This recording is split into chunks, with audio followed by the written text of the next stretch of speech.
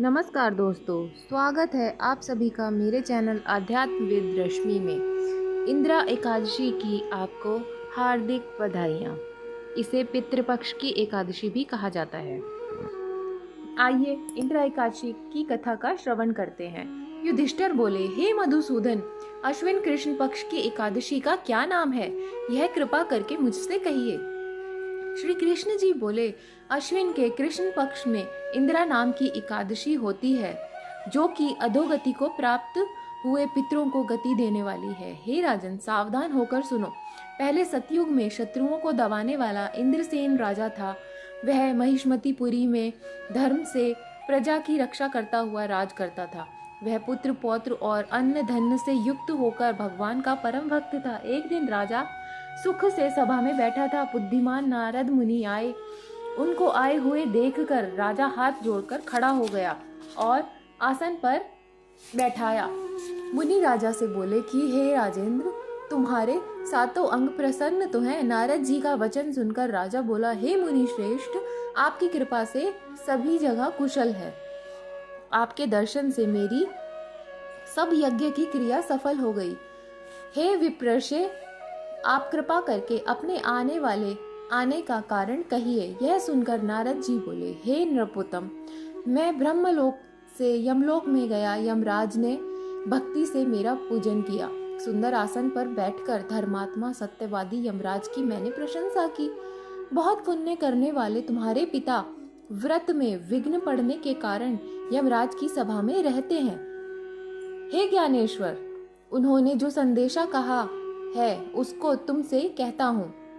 उन्होंने कहा है कि पूर्व जन्म के किसी विघ्न के कारण मैं यमराज के निकट रहता हूँ।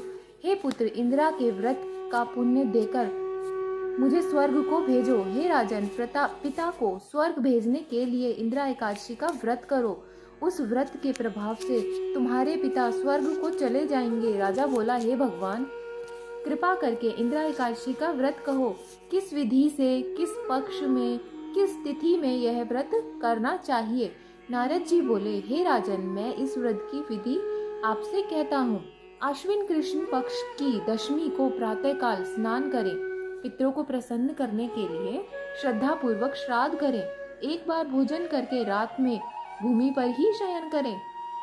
प्रातःकाल होने पर एकादशी का दातुन कुल्ला करके मुख धोएं। भक्ति भाव से उपवास के नियमों को ग्रहण करें। नियम करके मध्याह्न के समय शालिग्राम की मूर्ति के सामने विधि पूर्वक श्राद्ध करके शुद्ध ब्राह्मणों का पूजन करके भोजन कराएं, दक्षिणा दें।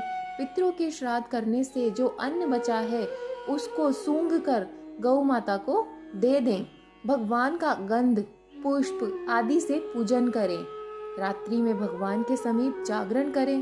द्वादशी को प्रातःकाल भगवान का भक्ति से पूजन करके ब्राह्मणों को भोजन कराएं। भाई, देवते, पुत्र आदि के साथ आप भी मौन से भोजन करें। हे राजन, इस विधि से तुम व्रत करो। ऐसा करने से तुम्हारे पिता स्वर्ग को चले जाएंगे। हे राजन, इस प्रकार कहकर मुनि अंतर ध्यान हो गए। राजा ने विधि पूर्वक इस श्रेष्ठ व्रत को किया।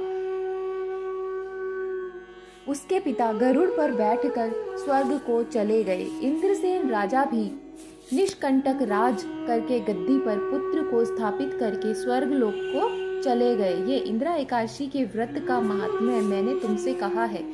इसका पाठ करने और सुनने से मनुष्य सब पापों से छूट जाता है। इस लोक में सब सुखों को भोग कर अंत में विष्णु लोक में निवास करता है। विष्णु जी महाराज, जिस प्रकार आपने उन पर कृपा की है, उसी प्रकार हम सब पर भी अपनी कृपा बनाए रखना। अगर आपको यह कथा अच्छी लगी हो तो प्लीज मेरे चैनल को लाइक एंड सब्सक्राइब करना न भूलें। आइए विष्णु चालीसा का श्रवण करते हैं। विष्णु चालीसा।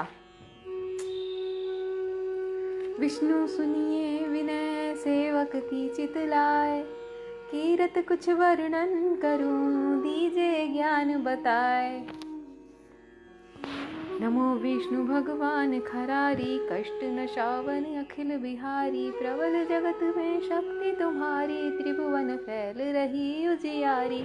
सुंदर रूप मनोहर सुंदर सूरत सरल स्वभाव मोहिनी मूरत तन पर पीतांबर अति सोहत बैजंती माला मनमोहत शंख चक्र कर गदा विराजे देखत दैत्य असुर दल भाजे सत्य धर्म मद लोभ न गाजे काम क्रोध मद लोभ न छाजे संतन भक्त सज्जन मनरंजन धनुज असुर तुष्टन दल गंजन सुख उपजाए कष्ट सब भंजन दोष मिटाए करत जन सज्जन पाप काट भव सिंधु उतारण कष्ट नाश कर भक्त उबारण करत अनेक रूप प्रभु धारण केवल आप भक्ति के कारण धरणि देनु बन तुम्हें पुकारा तब तुम रूप राम का धारा भार उतार असुर दल मारा रावण आदिक को संहारा आप बारह रूप बनाया हिरण्याक्ष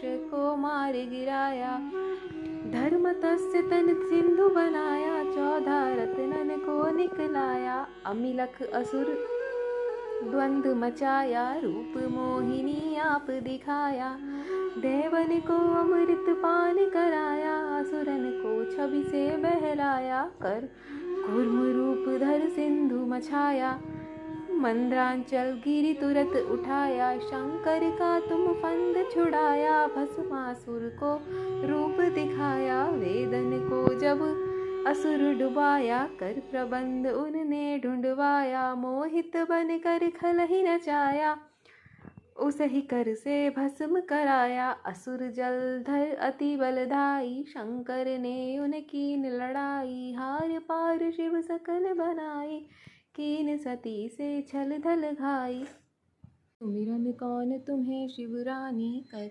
बतलाई सब विपत कहानी तब तुम बने मुनीश्वर ज्ञानी वृंदा की सब सुरति भुलानी देखत 3 धनुज शैतानी वृंदा आए तुम्हें लपटानी हो स्पर्श धर्म शतिमानी हना असुर उर शिव शैतानी तुमने ध्रुव प्रहलाद उबारे हिरणाकुश आदि खल मारे गणिकार अजामिल तारे बहुत भक्त भव सिंधु उतारे हरहु सकल संताप हमारे कृपा करहु हरु सिरजनहारे देखहु मैं निज दर्श तुम्हारे दीन बंधु भगतन हितकारे चाहता आपकी सेवक दर्शन करहु दया अपनी मधुसूदन शील दया संतोष सुलक्षण विदित नहीं बल बोध विलक्षण करता हूँ आपका किसी विधि पूजन कुमति विलोक होत दुख भीषण करहु प्रणाम कौन विधि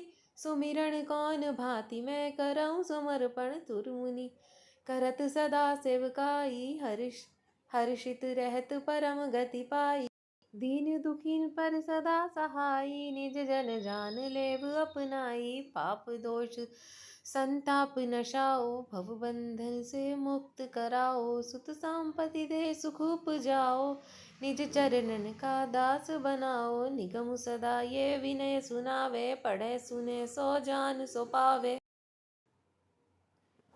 बोलिए श्री हरि विष्णु भगवान की जय।